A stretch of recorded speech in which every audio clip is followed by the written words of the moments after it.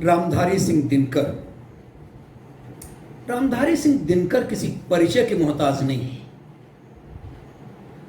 Muzaffarpur college में हिंदी के विभागाध्यक्ष, भागलपुर विश्वविद्यालय के उपकुलपति और भारत सरकार के हिंदी सलाहकार पद्म विभूषण रामधारी सिंह दिनकर की पुस्तक संस्कृत के 4 अध्याय के लिए साहित्य अकादमी पुरस्कार तथा उर्वशी के लिए भारतीय ज्ञान पीठ पुरस्कार से पुरस्कृत हुए थे हमारे रामधारी सिंह दिनकर। बात 20 जून 1962 की है। उस दिन दिनकर राज्यसभा में खड़े हुए और हिंदी के अपमान को लेकर बहुत सख्त स्वर में बोले। उन्होंने कहा, देश में जब भी हिंदी को लेकर कोई बात होती है तो देश के नेतागण ही नहीं बल्कि कथित बुद्धिजीवी भी हिंदी वालों को अपशब्द कहे बिना आगे नहीं बढ़ते। पता नहीं इस परिपाटी का आरंभ किसने किया है, लेकिन मेरा ख्याल है कि इस परिपाटी को प्रेरणा प्रधानमंत्री पंडित जवाहरलाल नेहरू से मिली है। पता नहीं 13 भाषाओं की क्या किस्मत है कि प्रधानमंत्री ने उनके बारे में कभी कुछ नहीं कहा, किंतु जब बात हिंदी की आती है तो हिंदी के बारे में उन्होंने आज तक कोई अच्छी बात नहीं कही। मैं और मेरा पूरा देश पूछना चाहता है कि क्या आपने हिंदी को राष्ट्रभाषा इसीलिए बनाया था ताकि 16 करोड़ हिंदी भाषियों को रोज अपशब्द सुनाएं? क्या आपको पता भी है कि इसका दुष्परिणाम कितना भयावह होगा? यह सुनकर पूरी सभा सन्न रह गई। ठस भरी सभा में भी गहरा सन्नाटा छा गया। यह चुप्पी तोड़ते हुए दिनकर ने फिर कहा, मैं इस सभा और खासकर प्रधानमंत्री नेहरू से कहना चाहता हूं कि हिंदी की निंदा करना बंद किया जाए। हिंदी की निंदा से इस देश की आत्मा को गहरी चोट पहुंचती है। तो आइए उस कालजयी महान कवि रामधारी सिंह दिनकर की कविता आपसे साझा करता हूं। और यह कविता है रथी से। जब पांडव वनवास से लौट आए थे और अब उन्हें राज्य मिलना था तो दुष्ट दुर्योधन तब भी मुकर गया। वह युद्ध की हर हालत में आना चाहता था, लेकिन कृष्ण नहीं चाहते थे कैसे भी समझौता हो जाए। इसलिए कृष्ण अपनी आखिरी पारी खेलते हुए जाकर दुर्योधन से मिलते हैं।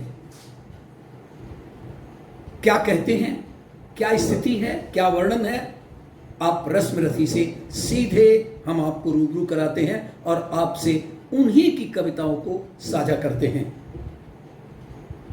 वर्षों तक वन में घूम घूम बाधा विघ्नों को चूम चूम सधूप धाम पानी पत्थर पांडव आए कुछ और निखर। सौभाग्य न सम दिन सोता है, देखें आगे क्या होता है। मैत्री की राह बताने को, सबको सुमार्ग पर लाने को, दुर्योधन को समझाने को, भीषण विध्वंस बचाने को भगवान हस्तिनापुर आए, पांडव का संदेशा लाए। दो न्याय अगर तो आधा दो, दो न्याय अगर तो आधा दो, पर इसमें भी यदि बाधा हो तो दे दो केवल 5 ग्राम, रखो अपनी धरती तमाम, हम वही खुशी से खाएंगे, परिजन पर अस न उठाएंगे। दुर्योधन वह भी दे न सका, आशीष समाज की ले न सका, उल्टे हरि को बांधने चला, जो था साध्य साधने चला। जब नाश मनुष्य पर था चाहता है, पहले विवेक मर जाता है। हरि ने भीषण हुंकार किया, अपना स्वरूप विस्तार किया, डगमग डगमग दिग्गज डोले, भगवान कुपित होकर बोले, जंजीर बढ़ाकर साध मुझे, हाँ दुर्योधन बाध मुझे। यह देख गगन मुझ में लय है, यह देख पवन मुझ में लय है, मुझ में विलीन झंकार सकल, मुझ में लय है संसार सकल।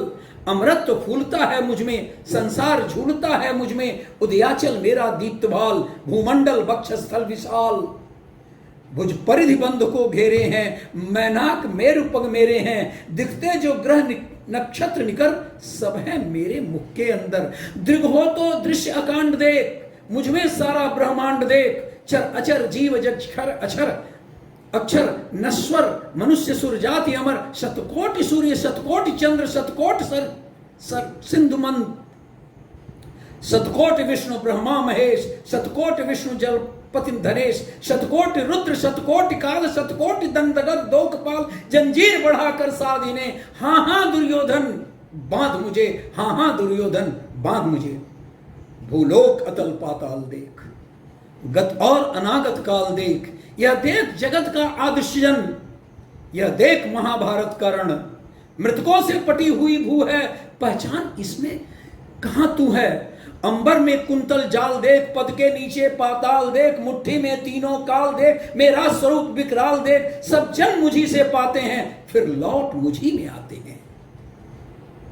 जीवा से करती ज्वाल सघन, सांसों में पाता जन पवन, पड़ जाती मेरी दृष्टि जिधर, हंसने लगती है सृष्टि उधर, मैं जब ही मूंदता हूं लोचन, छा जाता चारों ओर मरण।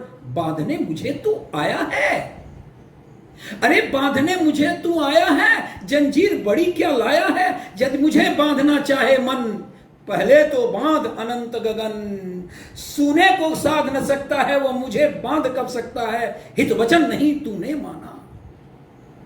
दुर्योधन हित वचन नहीं तुमने माना, मैत्री का मूल्य न पहचाना, तो ले मैं अब भी जाता हूं, अंतिम संकल्प सुनाता हूं, याचना नहीं याचना नहीं, अब रण होगा, जीवन जय या कि मरण होगा।